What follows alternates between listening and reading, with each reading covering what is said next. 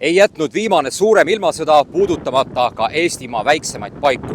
Teine maailmasõda jõudis ka maalilisse kohta nimega Räpina. Ega teine maailmasõda pole kaugeltki esimene sõda, mis Räpinat on puudutanud. 1784 toimus siin niinimetatud puuaia sõda, kui talupojad hakkasid vastu mõisnikele. Juttu tuleb ka Räpina külje all paiknevast Võõpsu alevist. 1944. aasta augusti keskel lõid isegi Võõpsu all lahinguid Hitleri ja Stalini väed. Kui tänapäeval kuulub Räpina vald Põlva maakonna idaossa, siis Eesti Vabariigi aastatel ning ka teise maailmasõja ajal oli Räpina osa Võrumaast. See oli mõnesaja elanikuga koht.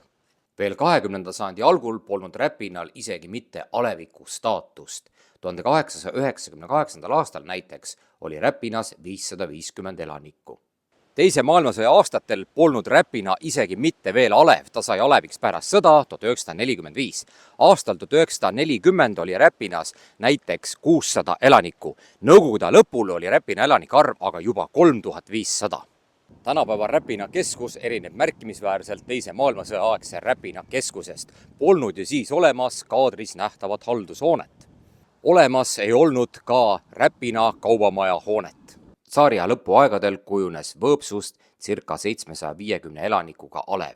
See muide oli tänapäeva Põlva maakonna ainuke alev ja ka kõige rahvarohkem asula üldse. Kuid Eesti Vabariigi tulekuga jäi Võõpsu kaubandusteede ristumiskohalt kõrvale ning alev hakkas alla käima. Ja allakäigule andis kaasa veel see, et 1931 avati Tartu-Petseri raudteeliin ja Võõpsu jäi sellest kõrvale. 1938. aastal kehtestati Eesti Vabariigis uus linnaseadus, mis kaotas alevid kui iseseisvad struktuuriüksused ja Võõpsu jäi niimoodi oma alevi staatusest ilma ja ta liideti Räpina vallaga.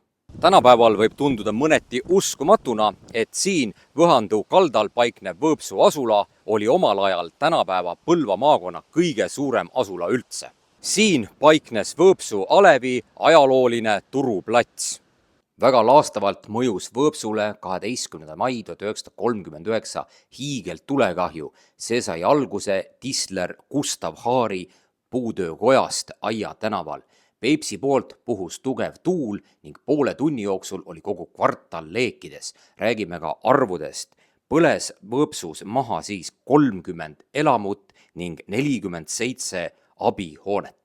Sellelt pildilt on näha siis 12. mai 1939 hiigeltulekahju tagajärjel tekkinud varemete välja Võõpsu alevikus. Tislermeistri maja, kus hirmus tulekahju alguse sai, paikneb tänapäeva Karja 4 maja asukohas. Tuli levis hirmsa kiirusega siit Võõpsu keskuse suunas mööda Aia tänavat. Õnneks peatus hirmus tuli just vahetult enne Võõpsu mõisa peahoonet. Mõisa hoonest vasakul olnud majad põlesid aga veel maha. Vaatame veel ka kaardilt, kuidas 12. mai 1939 hirmus tuli liikus Võõpsu keskuse suunast. Alguse sai ta siis Aia ja Karja tänava ristilt ja suundus mööda Aia tänavat keskuse suunas. On muide arvatud, et nimi Räpina tuleneb venekeelsest sõnast Rjabina ehk siis pihlakas ja harilikku pihlakat kasvab Räpinas ja selle ümbruses tõesti palju. Räpina linna üks sümboleid on 1785. aastal ehitatud Miikaeli kirik. Eesti Vabariigi ajal rajati Räpina kiriku lähedale Vabadussõja võidusammas. Loomulikult on see sammas algse koopia, sest algse samba hävitasid kommunistid. Räpina Vabadussõja võidusamba alus pandi paika 1925. aastal ning samba avamiseni jõuti 2 aastat hiljem, 26. juunil 1927 ja riigi vanemat esindas seal sündmuse juures kolonel Eduard Alfred Kubo, kes oli tuntud siis vabadussõjalaste liikumisest. Nõukogude võimud Kubo tapsid. Kolonel Kubo kohta, kes siis avas Räpina samba, võib öelda veel seda, et ta arreteeriti NKVD poolt 6. novembril 1940 ja tapeti 10. juunil 1941 Tallinnas. Räpina Vabadussõja sammas muide elas teise maailmasõja üle, see hävitati alles 27. augustil 1945 ja seda stalinistlike võimumeeste käsul. Räpinas muide räägiti, et öösel võimsa kärgatusega õhku lastud võidusammas paisati Räpina paisjärve ja 1988. aastal, kui algatati mõte, et Räpina sammas võiks taastada, siis hakkasid tuukrid Räpina paisjärvel läbi kammima, et leida sambatükke. Nad leidsid seal vaid mõne pjedestaali tüki. Siis tuli Räpinasse üks vanem mees, kes rääkis, et sammas tegelikult kaevati maasse ja ainult aluse tükid heideti järve. Ja selle vanahärra jutu põhjal alustati siis 22. veebruaril 1989 samba oletatavas asukohas metallvarrastega kompimis- ja kaevamistöid. 23. veebruaril tõsteti ehedana säilinud samba tükid välja, sammas remonditi ning 23. juuni 1989 Räpina vabadussõja võidusammas avati taas. Räpina vabadussõja sammas paiknes vana Räpina hobujaama ja kõrtsi ees. Kui seesama kõrts 1934. aastal lammutati, siis jäi Räpina vabadussõja sammas väga lagedale alale. Nagu siit pildilt näha, on aegade jooksul Räpina võidusamba ümbruskond tundmatuseni muutunud. Kui 1934 lammutati samba taga olnud vana kõrtsi hoone, jäi see sammas siia üksinda keset tuulist välja. Loomulikult mõjutas 1939. aasta sügisel Räpina elu baltisakslaste lahkumine, nii nagu igal pool mujal Eestis. Räpina sakslaste kohta muide räägiti, et nad on segunenud abiellumise teel eestlastega. Kui Võrumaalt lahkus 1939. aastal 435 sakslast, siis Räpina vallast kõigest 6. Nii kui Nõukogude võim oli Eestis sisse seatud, algaski äge ettevõtete natsionaliseerimine ja Võrumaa ajaleht Elu kirjutas 31. juulil 1940 uhkelt: Räpina paberivabrik on natsionaliseeritud.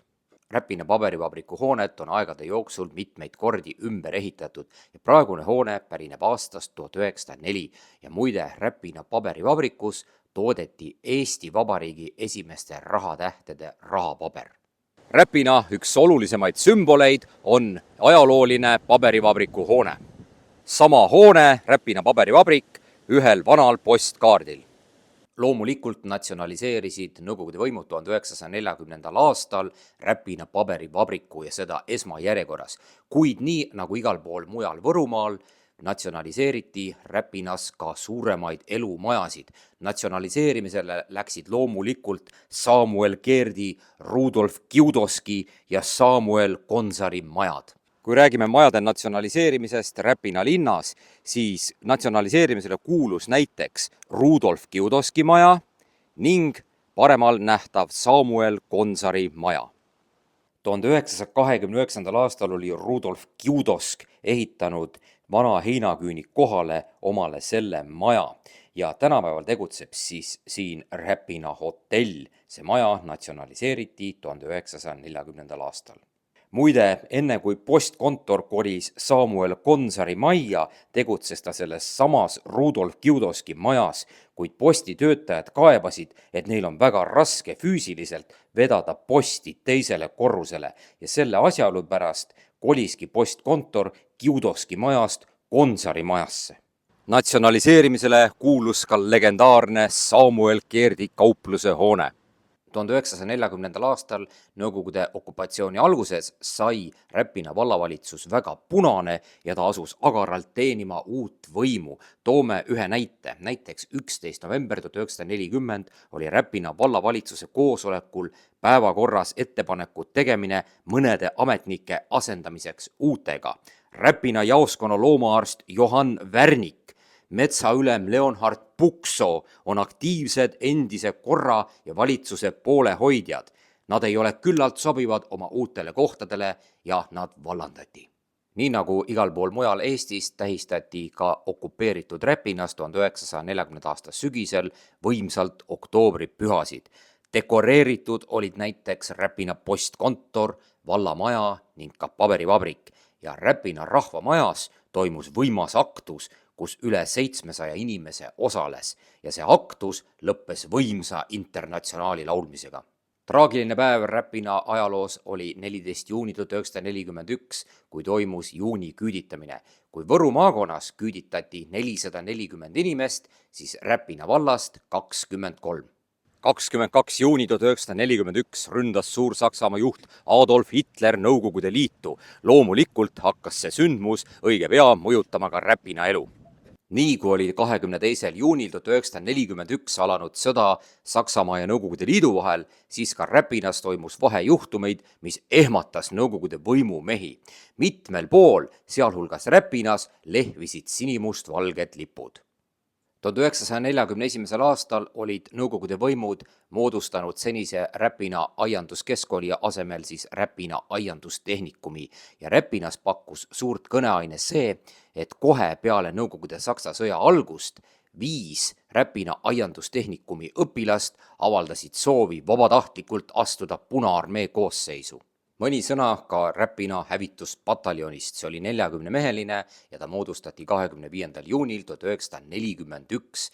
Ta organiseeriti põhiliselt siis Räpina paberivabriku, aiandustehnikumi ning konservivabriku töölistest. On muide teada, et Räpina paberivabriku direktor Johannes Hermann Kruuse lausa sundis inimesi astuma hävituspataljoni ning see Kruuse oli siis tulipunane tegelane, kes hiljem Võru omakaitse välikohtu otsuse alusel tapeti. Palju peavalu 1941. aasta juuli alguses põhjustas Räpina elanikele see, et läbi Võrumaa pagesid Läti hävituspataljonlased ja nad jõudsid siis 3. ja 4. juulil 1941 Räpina kanti. Need Läti hävituspataljonlased röövisid Räpina küladest hobuseid ja võtsid poodidest vägivaldselt kaupu, põhiliselt siis toiduaineid. Räpina hävituspataljonlane Meinhard Treier on meenutanud, et Räpina paberivabrik sai küll korraldused tagalasse evakueerimiseks, kuid vabriku direktor, kes ise oli partei liige, ei täitnud korraldust. Paberivabrik ja kooperatiivi laod jäid 7. juulil 1941 täitsa tervetena meist maha ja muidugi sakslaste kätte. Räpinas 1940. aastatel välisilmes midagi erilist ei muutunud. On meenutatud aga ühte 1941. aasta juulikuu alguspäeva, siis kui oli alanud juba suvesõda. Nimelt Võrust liikus Räpinasse punane tuletõrjeauto sõduritega ja nendele sõduritele oli antud käsk õhkida Räpina tähtsamad objektid, näiteks postkontor, vallamaja ning paberivabrik ja paberivabriku sild. Kuid juhtus selline asi, et poolel teel olid kõik need mineerijad metsavendade poolt surnuks tulistatud ja see punane tuletõrjeauto jõudis Räpinasse ilma ühegi elava mineerijata. Muide, kaadris nähtavas Samuel Konsari majas tegutses 1930. ning ka Teise maailmasõja aastatel postkontor. Mõni nädal pärast Nõukogude Saksa sõja algust ehk siis 8. juulil 1941 olid Räpinast punased võimumehed jalga lasknud ning Räpina vallamaja seisis tühjana. Paar päeva hiljem, 10. juulil 1941, sisenesid vallamajja Räpina metsavennad ja heiskasid Eesti sinimustvalge lipu. Räpina uus vallavalitsus andis 10. juulil välja käskkirja, milles kohustas rahvast Võsavenna elu lõpetama ja kommunismi hävitama. Võsavend oli siis metsavend. Kui tuleme Võhandu jõe poolt mööda Vabaduse tänavat, siis jõuame Räpina ajaloos väga olulise hooneni.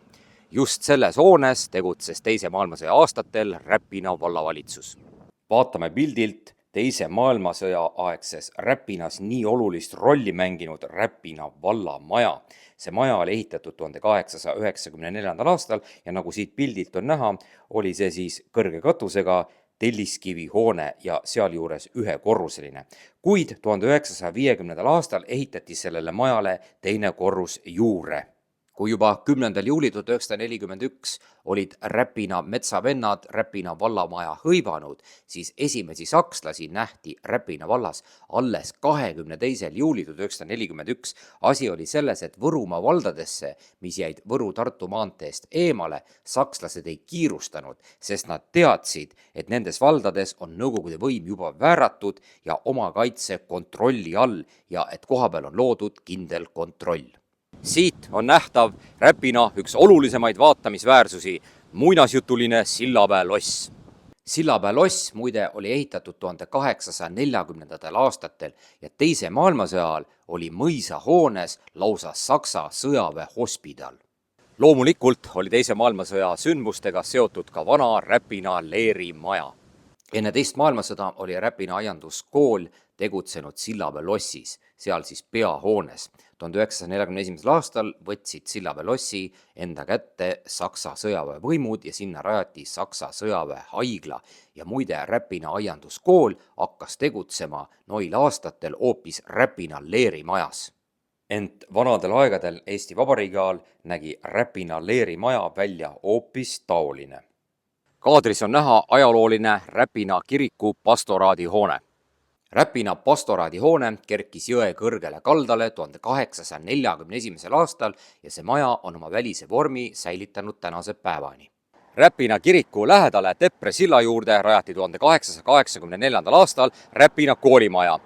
1935. aastal ehitati vana koolimaja alusmüüridele uus koolimaja ja see on säilinud tollasel kujul. Räpina koolimaja oli ehitatud aastal 1935 vana koolimaja vundamendile. 1944. aasta algul sai sellest koolimajast Saksa sõjaväehaigla ning õppetöö viidi üle pastoraadi majja. Siin pildil on näha siis 1884. aastal ehitatud Räpina koolimaja ja selle sama koolimaja vundamendile tehti 1935. aastal uus koolimaja, mis püsib tänase päevani. Saksa okupatsiooni ajal allus Räpina Tartu piirkonnakomissarile ja piirkonnakomissarina tegutses Kurt Meenen. 1942. aasta maikuus kirjutas ajaleht Postimees nõndamoodi: Tartu piirkonnakomissari külaskäik Võrumaale. Räpina saabudes tervitati piirkonnakomissari orkestrilt marsiga. Alevik oli lipuehetes. Vallamaja juurde oli üles rivistatud aukompanii omakaitse liikmetest. Kooliõpilased andsid kõrgele külalisele lilli. Vallamaja saal oli rahvast tulvil. Sealt mindi tutvuma Räpina paberivabrikuga ning tutvuti ka aianduskooliga. Aastal 2024 näeb see piirkond, kus Kurt Meenen käis, väljas selline. Siin on Räpina aianduskooli hoone. 22. juuli 1944 ehk keset Teise maailmasõja sündmusi oli Räpina jaoks ajalooline päev. Nimelt Räpinas seltsimajas astus kõnega üles legendaarne vabadussõja kangelane admiral Johann Pitka. Vabaduse tänava lõpus on üks suur hoonestamata ala, kuid Teise maailmasõja aastatel paiknes siin uhke Räpina seltsimaja. Aasta 2024 Räpina Vabaduse tänava lõpp. Sama koht veel Teise maailmasõja aastatel nägi välja siis selline: paremalt vallamaja, seltsimaja ning Samuel Kerdi maja. Räpina uhke seltsimaja avamispidustused toimusid 26. detsembril 1913. Muide, 1934. aastal ümberehituse käigus jäi see maja ilma oma uhkest tornist. 1979. aastal ehk siis keset nõukogude aega põles Räpina ajalooline seltsimaja hirmsas tulekahjus maani maha. Jah, tõepoolest, 22. juuli 1944 on siin esinenud legendaarne admiral Johann Pitka. 14. jaanuar 1944 alustas Punaarmee Leningradi alt suurt pealetungi ja varsti oli selge, et Eesti võibki langeda Punaarmee saagiks, kuid rinne takerdus mitmeks kuuks ning augusti algul 1944 oli Punaarmee juhtidele selge, et Eesti vallutamiseks tuleb otsida muid teid kui Sinimäed ning augusti algul prooviti siis tungida Lõuna-Eestisse ja see sündmus mõjutas ka Räpina saatust.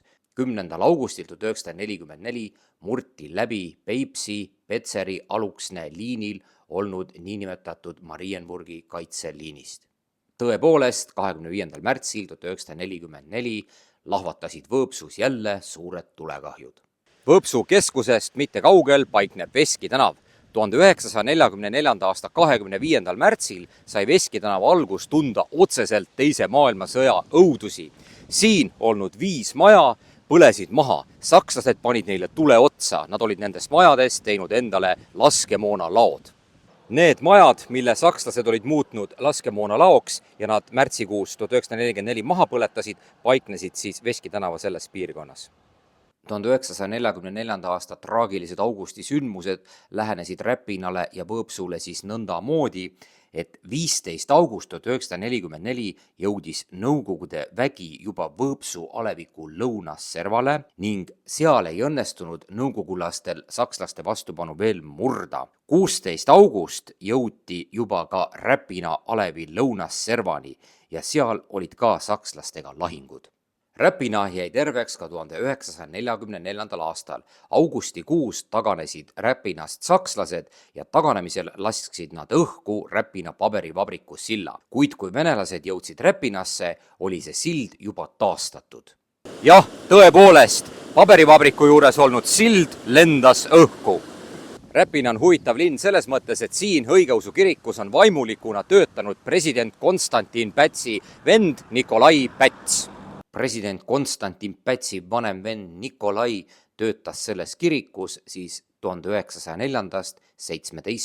aastani. Muide, seesama Nikolai Päts oli esinenud kõnega ka Räpina seltsimaja avamisel 1913. aastal.